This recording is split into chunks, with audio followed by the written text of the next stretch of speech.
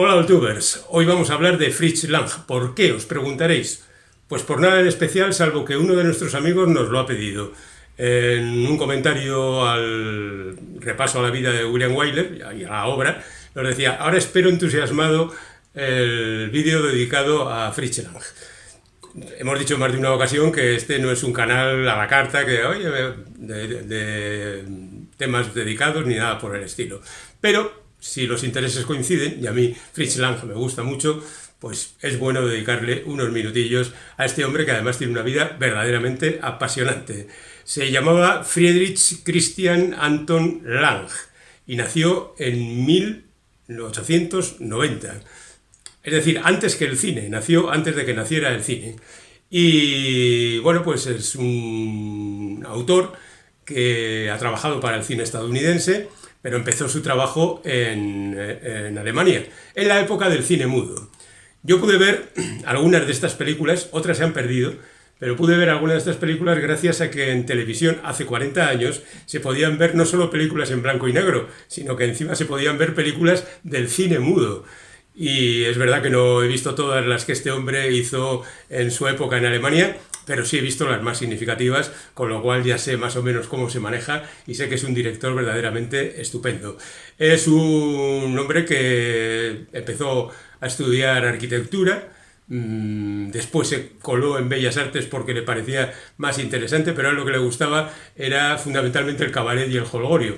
Y sobre todo la vida un poco bohemia que le permitió, a mitad de la década de los años 10 del siglo pasado, andar por los cabarets y por los sitios de fiesta y por supuesto en el mundo del cine. Y además colocó un primer guión en 1916, es decir, tenía el tipo 25 años.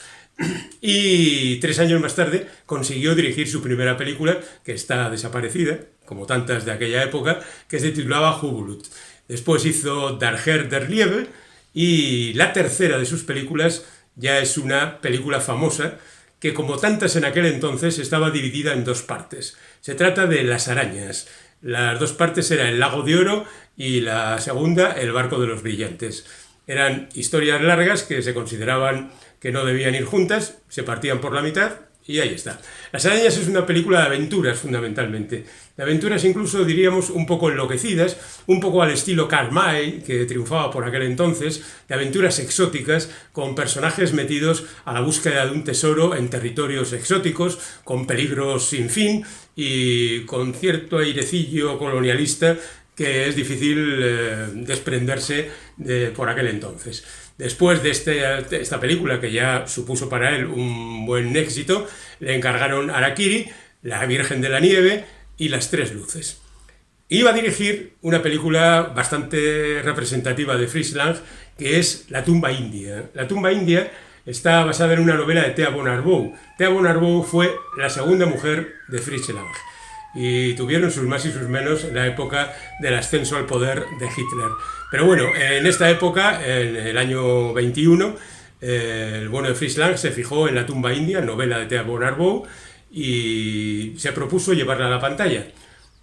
Escribió el guión, lo escribió con Thea von Arbou, se enamoraron, se casaron y todo eso, y se disponía a dirigirla, pero el productor le negó ese derecho y él tuvo que contentarse con hacer otras películas que también le quedaron bien. Pero bueno, en cualquier caso se le quedó ahí el gusanillo y recuperaría esta película para el final de su carrera. Pero ya llegaremos a esto.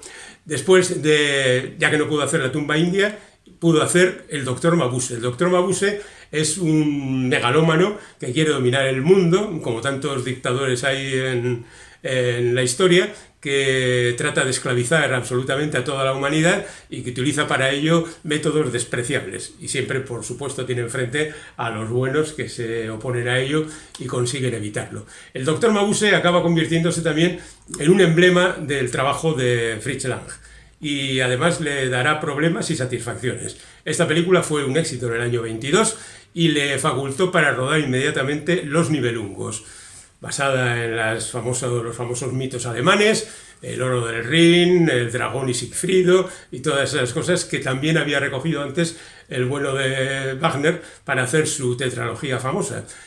y de ahí que haya cosas que aparecen en la ópera y aparecen en la película. Ahora nos puede parecer algo muy simple, muy sencillo, pero en la época, estamos hablando de mitad de los años 20, había los efectos especiales, la lucha de Sigfrido con el dragón, por ejemplo, es una maravilla. La primera parte se titula La muerte de Sigfrido y la segunda La venganza de Crimilda. Otro gran éxito, lo cual le faculta para hacer Metrópolis, su película más famosa de la época, sin duda alguna, con guión de Thea Bonarbou y contando cómo va a ser el futuro, un futuro con las clases sociales enfrentadas, aunque, como hay que hacer el paripé, al final nadie es tan malo como son los malos que ya sabía Fritz Lang quiénes eran.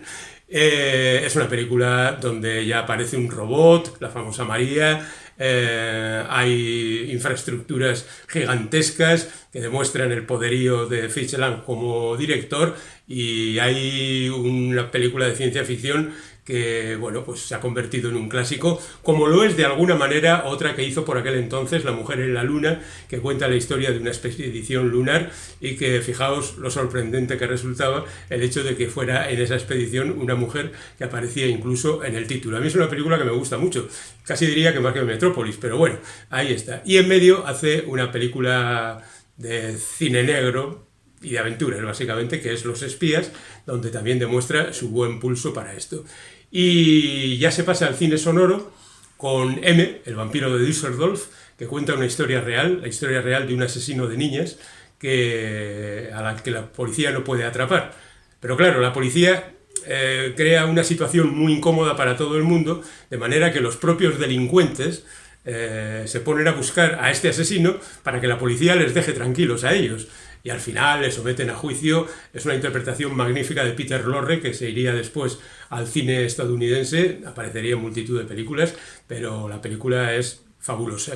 Y mientras todo esto ocurre, Hitler llega al poder.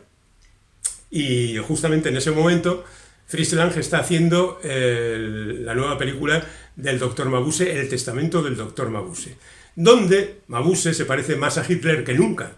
De hecho, esta película fue prohibida por Alemania porque los censores vieron que había demasiadas semejanzas con su jefe predilecto. Y bueno, todo parecía indicar que Fritz Lang iba a tener problemas, pero no. Le llamó el propio Goebbels y le dijo: puedes empezar a dirigir no ya películas, sino la UFA. La UFA era la gran productora estatal alemana, lo cual era un cargo súper importante y súper tremendo. Y el bueno de Fritz Lang, terminada esa conversación, se fue a su casa, preparó una maleta, cogió un tren y se piró para París sin decirle nada a su mujer ni decirle nada a nadie. Desapareció de la noche a la mañana. Thea Bonarbou no supo explicar qué es lo que había ocurrido y lo cierto es que ella siguió trabajando para la UFA y trabajó como guionista. Le prometieron que iba a hacer películas como directora, hizo un par de ellas, no resultaron muy bien, siguió trabajando como guionista y al término de la guerra pues tuvo que pasar por el juicio correspondiente. Mientras tanto, Fritz Lang se había marchado a París. Allí rodó en el año 34 una película que desconozco, que se titula Lilium. Sé que está protagonizada por Charles Boyer y por otros actores franceses, pero esta película no la he visto y sí sé que a continuación, como el trabajo no fue muy satisfactorio y los vientos de guerra corrían por Europa, se marchó a Estados Unidos y ahí comienza su etapa más conocida, quizá la más brillante, de la que vamos a hablar ahora mismo. Lo cierto es que Fritz Lang es rápidamente admitido en Hollywood y rueda de entrada 3 películas protagonizadas por Sylvia Sidney, cada una de ellas con un partener masculino diferente. La primera es un verdadero sopapo en la cara de la sociedad estadounidense, lo cual podía amenazar con su carrera directamente. Se titula Furia y cuenta la historia de un hombre interpretado por Spencer Tracy, que un día pasa por un pueblo, se ha cometido ahí un delito, es acusado del mismo y la multitud quiere lincharlo. Se incendia la cárcel y todo parece indicar que el personaje ha muerto, pero no ha muerto, se ha escapado. Lo que pasa es que finge su muerte para que los medios de comunicación y todos aquellos que deben sentirse culpables por su dedicación a la brutalidad pues paguen las consecuencias. Y bueno, pues es evidentemente un repaso a cómo se comporta la multitud cuando está verdaderamente exacerbada y no mira qué es lo que ocurre delante, ¿no? La película es una auténtica maravilla, aunque a mí me gusta más la segunda, que se titula Solo se vive una vez, otra vez con Sylvia Sidney, que aquí tiene mayor papel, y en compañía de Henry Fonda, lo cual siempre es una garantía. Es la historia de una pareja a la que todo le sale mal y repetidamente caen en asuntos que les llevan ante la ley y a ser perseguidos por ellos, y verdaderamente es una película que te encoge el corazón, porque en el fondo estos chicos no son malos. Y hay una tercera dentro de esta trilogía de Sylvia Sidney que se titula Tú y yo, y bueno, en realidad se titula Yo and Me. Quiero decir que es Tú y yo, pero que existe otra película que se titula Tú y yo, que no es esta. Esta es una película con George Raff como protagonista, Sylvia Sidney, que también se desarrolla en los barrios bajos, y por ahí va. Y luego le contratan para hacer un western, La venganza de Frank James, que no es sino la secuela de lo que aquí conocemos como Tierra de Audaces, una especie de biografía de Jesse James y Frank James, los famosos bandoleros del oeste, al término de la Guerra de Secesión en Estados Unidos. En la primera matan a Jesse James, Bob Ford mata a Jesse James, que está interpretado por Tyrone Power, y Bob Ford es John Carradine. Tiene tanto éxito que deciden hacer una secuela, y Frank James, que está interpretado por Henry Fonda, le pide a Fritz Lang a ver si quiere dirigirla. La dirige, no es una gran película, es una película correctita, sin más, se disfruta, pero no va muy allá.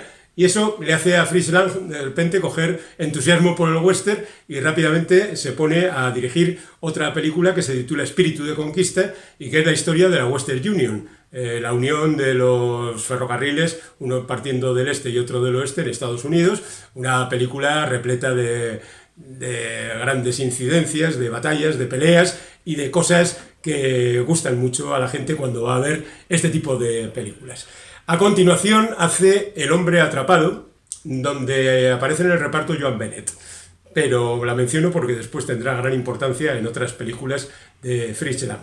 Y lo cierto es que es una historia que ya le toca más de cerca, porque es la historia de un tipo que estuvo a punto de matar, parece que la historia es verídica, estuvo a punto de matar a Hitler. Era un cazador británico que de repente se encontró a Hitler en el punto de mira de su rifle. Hay una versión posterior protagonizada por Peter O'Toole, pero bueno, esta es la original, la que hace este hombre, y la verdad es que tuvo mucho éxito la película, y ya Fritz Lang pudo seguir trabajando en las cosas que le interesaban. Otra película relacionada con su origen es Los verdugos también mueren, que por cierto es la única película que acredita a Bertolt Brecht como guionista, y cuenta la historia del asesinato de Heydrich, el verdugo de Chequia, que fue asesinado, y luego eso desató una represión verdaderamente terrible. Era algo que les afectaba tanto a Fritz Lang como a Bertolt Brecht. Hicieron una gran película. Y a continuación hizo El Ministerio del Miedo, que es una película de espionaje, tampoco muy destacada, pero interesante. Mucho más interés tiene a continuación La mujer del cuadro, donde aparece Joan Bennett otra vez como protagonista, y sobre todo Edward G. Robinson, que es un pobre hombre que se ve metido en los atractivos de una mujer fatal que interpreta a Bennett, y que es arrastrado a la delincuencia y perseguido por ello, y también perseguido por los gángsters que son compinches de Joan Bennett. Algo muy parecido ocurre con su siguiente película, que es Perversidad, que todavía es mejor, a mí me parece mejor, y lo cierto es que cuenta otra odisea tremenda del bueno de Robinson, perseguido absolutamente por todo el mundo. Parece que se especializa en el género negro, el bueno de Fritz Lang. Hace a continuación Clandestino y Caballero, una película de espionaje protagonizada por Gary Cooper, que está bien, pero tampoco, y vuelve de nuevo a los lugares íntimos, En secreto tras la puerta, otra vez protagonizada por Joan Bennett, en la línea, pero peor, de Perversidad y La mujer del cuadro que mencionábamos antes.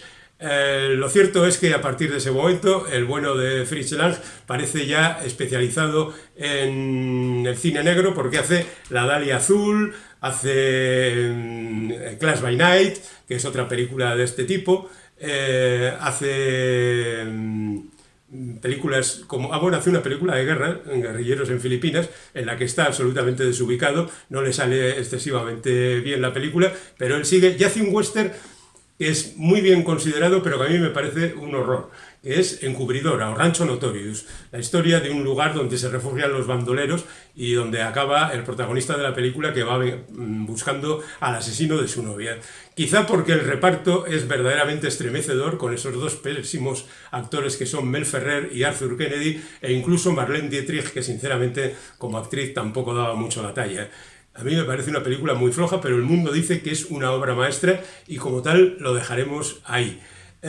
Y a continuación aparece en su etapa más interesante dentro del cine negro, que es Los Sobornados, con Glenn Ford, que tiene ese momento histórico en que Lee Marvin arroja una cafetera hirviendo al rostro de Gloria Graham, que es una película negra con mucho fuste, y Deseos Humanos, que es una adaptación, por cierto, de Emile Zola, de La Bestia Humana, donde Glenn Ford de nuevo tiene un rollete con la mujer de Broderick Crawford, que es de nuevo Gloria Graham. Son películas negras que están verdaderamente muy, muy, muy bien. A continuación hace una película de aventura sorprendente que está muy bien, que es Los Contrabandistas de Moonfleet, protagonizada por Stuart Granger, con niño incluido, porque la idea de la Isla del Tesoro de Jim Hawkins y demás está como muy presente en la literatura y en el cine de aventuras de esa época, del siglo XVIII y demás, y es verdaderamente deliciosa. Si no la habéis visto, deberíais verla, pero bueno, yo diría que casi todas las películas de Fritz Lang hay que verlas. Después de eso vuelve de nuevo al cine negro, mientras Nueva York duerme, y Más allá de la duda, que tienen ambas dos como protagonistas a Dana Andrews. Se ve que le gustaba hacer las películas por parejas. La primera es una historia de periodistas intentando descubrir la verdad de un caso, y la segunda todavía es más interesante porque un escritor, el protagonista, se hace pasar por un delincuente para, por una parte, descubrir cómo es la vida de los delincuentes y tener material para su novela, y por otra también sacar a la luz las imperfecciones del sistema judicial. Y la verdad es que la película acierta en sus planteamientos y funciona muy bien. Mientras tanto, estamos ya a finales de los años 50 y Fritz Lang, que está perdiendo la vista, decide volver a Alemania y trabajar allí. Le contratan para hacer una película que no es otra que La tumba india, aquella que se quedó sin dirigir en su momento y que es una película de aventuras en la India sobre un arquitecto que llega allí para construir un palacio para la boda del Marajá, pero se lía con la candidata y al final lo que tiene que construir es una tumba para enterrarle a él y a la adúltera. La historia tiene algunos momentos tremendos, como la del encantador de serpientes que sube por una soga, o el momento en que el protagonista queda atrapado en la cueva de los leprosos, verdaderamente estupendo. Y no solo eso, sino que además de hacer El tigre de Snapur y La tumba india, que son las dos partes de la película, hace una nueva película del Dr. Mabuse, que se titula Los crímenes del Dr. Mabuse, que viene a poner punto final a esta trayectoria cinematográfica de Fritz Lang y a las historias del Dr. Mabuse, ese megalómano que quiere dominar el mundo, hacerse con él y jorobar a las personas. Y esta es la historia de Fritz Lang, un tipo que de verdad merece una revisión.